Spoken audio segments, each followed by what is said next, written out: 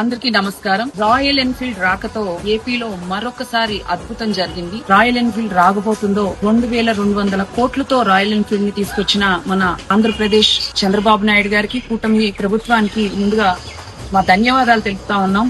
దీంతో పాటుగా ఎంతో మంది యువతకి 3000 ఉద్యోగ అవకాశాలు కూడా రాబోతున్నాయి.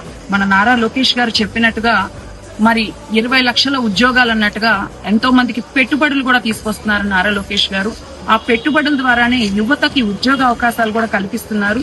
ఇది తమిళనాడుకే పరిమితమైంది రాయల్ ఎన్ఫీల్డ్ అనేది. అలాంటిది పక్క రాష్ట్రం నుంచి ఈ రాష్ట్రానికి రావటం అనేది నిజంగా మనకెంతో గర్వకారణం అన్నమాట. తమిళనాడులో ఎప్పటి నుంచో తమిళనాడు ఆటోమొబైల్ హబ్ గా ఉంది.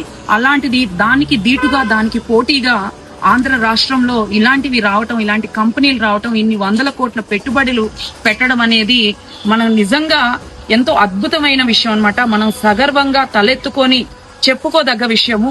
కాబట్టి ఆంధ్ర రాష్ట్రాన్ని ఇలా పై స్థాయికి తీసుకొచ్చి నిజంగా ఇంత ఎత్తుకు తీసుకొస్తున్న నారా లోకేష్ గారికి, చంద్రబాబు నాయుడు గారికి, కూటమి ప్రభుత్వానికి మరొకసారి ధన్యవాదాలు తెలియజేసుకుంటున్నాము. Thank you.